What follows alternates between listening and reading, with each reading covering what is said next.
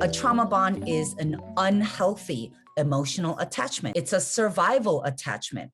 It's dependence, and it's connection between an abusive person and the individual that they abuse. Oftentimes, sympathy or affection can develop for the person that's actually abusing you or that's actually toxic towards you, especially after repeated cycles of abuse and affection. The struggle in the trauma bond actually comes from confusion around experiencing both extreme ends of the spectrum. For example, it starts with kindness and affection, and then unexpected bursts of abuse, then back to an apology, or in other worst cases, just no acknowledgement at all.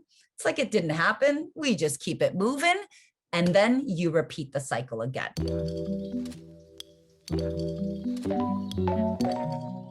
Who do we actually develop trauma bonds with? Literally anyone. Trauma bonds are basically an abusive relationship, period. It can happen between a child and an abusive parent or caregiver. It can happen with authority figures and leaders and employees or community members.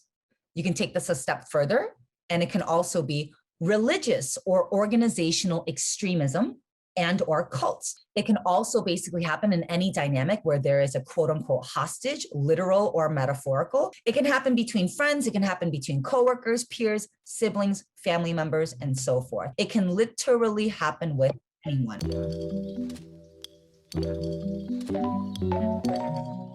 What are some examples of trauma? Physical, verbal, emotional, psychological, sexual abuse, physical, verbal, emotional, psychological, and sexual neglect as well. And then there's withholding, AKA hostage, inconsistency in the way they show up and treat you. It can also be flipped as inconsistency in the way you show up and you treat people. In that same way, you never know what mood or version they're going to give you or that you're going to give them. There's a lack of boundaries, no respect for boundaries, or pushing boundaries, dishonesty and being repeatedly lied to, taking on adult roles as a child, just growing up a little too fast, being guilted, manipulated, and controlled so you can't leave, being told that you are needed and bad things will happen if you leave. This is trauma. We think that that's what love is because that's what we grow up watching. That is not healthy and that is not normal.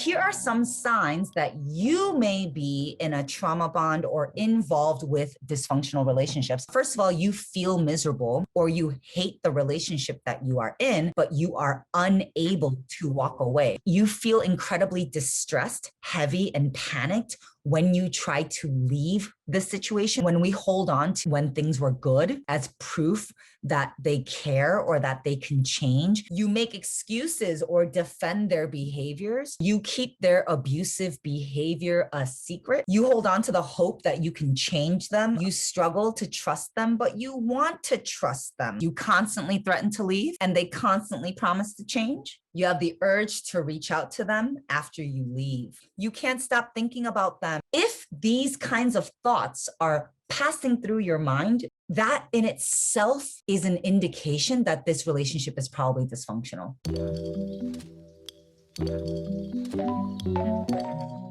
When you have self-love, self-trust, self-compassion, and self-acceptance, that's when you officially are no longer in dysfunctional relationships. Think about it. Somebody who loves themselves, somebody who trusts themselves, somebody who accepts themselves is not going to end up in a dysfunctional relationship. That's the goal here. You do the work so that you can break the cycle. First, get in your body regularly. When you get in your body regularly, you become more sensitive to sensation. You got to acknowledge and unlearn dysfunctional beliefs and then relearn. Knowing your worth and your truths, communication, stating clear boundaries. You see, simple, building meaningful relationships with intention. While it may seem that your problems are really messy, getting to the other side of breaking the cycle is actually not that complicated.